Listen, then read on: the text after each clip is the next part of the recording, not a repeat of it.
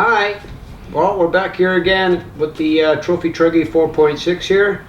It's been sitting on the shelf for quite some time, and there's a little story behind why that would be. The reason being is you can see the engine that's mounted on the top of the hood here, just sitting there. That's another engine I bought for it. What happened to the original engine is the starting pin actually let go inside of the engine that joins to the crankshaft, and it's held in by a little spring. It just sheared off, and then it wouldn't engage the car anymore when you yanked on the pull start, and it died. It let go like the first 20 minutes I was breaking in the engine, and I heard it's a common fault for it. So we're going to talk about that a bit, and then we're going to get into the car here on the mods. This is a schematic here of the engine torn apart in pieces, and I'm trying to show you exactly what went wrong inside the engine. If you look right here, see this picture here? That is your crankshaft.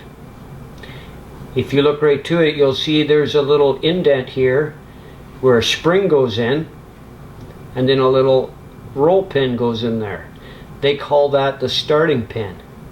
When that shears off, when it's connected here to the other side of this pull start, it'll be on the inside. When it shears off, when you pull on this handle, it's not engaging the crank anymore, and the piston does not go up and down. It's like it's dead. So that's what happened. I bought another engine because I thought that it wouldn't be able to fix it, but when I brought it to the hobby shop, I left it there for them, and they were able to fix it for me because I was not capable of doing it. I have found out that this nitro, this is a common issue with it, with the starter pin shearing off. So what I did is I bought myself another HPI starting a pin with a pressure spring, and this is what it looks like right here. And the part number is right here.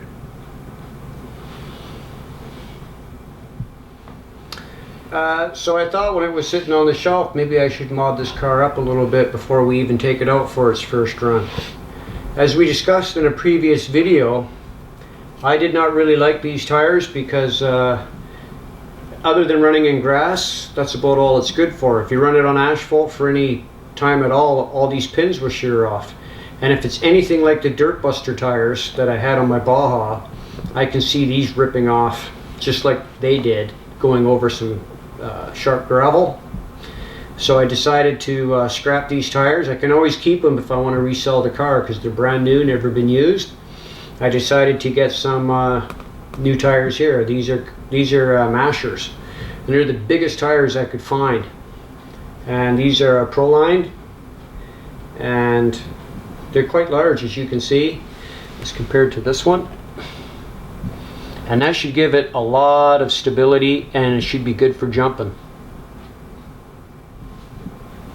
I decided to mod the shell a little bit differently than I have in the past because I've haven't had a great success rate with the shells for cracking and breaking, and not even getting that much of abusive use, I didn't think. The shell that comes here is fairly sturdy, but I wanted to make it as strong as possible. So I find a weak point in it. One of them is where it mounts here on the top. To rectify the problem so they don't crack and split here, I take a washer and then I put it in over top, press it down, and then put my clip into it. I think that should work out pretty good. To beef up the shell even more, what I decided to do is I bought the strongest Gorilla tape I could get my hands on, and I first took the time to line it all through inside of here, and then anywhere where it was adjoining, I took electrical tape, like liquid electrical tape, and I painted it over top to seal anything from coming off and fraying, and this is the end result. I think it looks pretty beefy. I didn't do too much in the way of mods for this because I feel as though it didn't really need too much in the way of mods. I decided not to put a hump pack into it, and I just use Energizer batteries in here. As long as I can get a couple hours out of it, I'm good. When they die out, I'll put 4 more in there. I bought all my stuff from RC Mart and got free shipping up to Canada here, so I bought all my stuff from them. And I bought a carbon fiber plate for the top here just to shave off a few grams of weight because of the tires, but it's really not making a difference, but it looks cool. And I put I like Savox servers quite a bit. All my rigs have Savox servers in it, and I put this one in. This is a 1232 steering servo. What I do is I tend to pull them apart, and then I use liquid tape to seal the circuit board, and then I like to put them back together. When I initially put this back together and built the car, it would squeal very loudly when you turned the car from left to right. And I thought about it for a while, and I was wondering maybe air was trapped in there or something. So when I pulled it back apart, the gears gave me a lot of issue because it's all very close fit, tiny pieces, intricate, and I had to have taken this thing back apart and put together at least 20-25 times before I could get it to work properly. Because I'd put it back together, it would seem fine, but then the servo would not turn.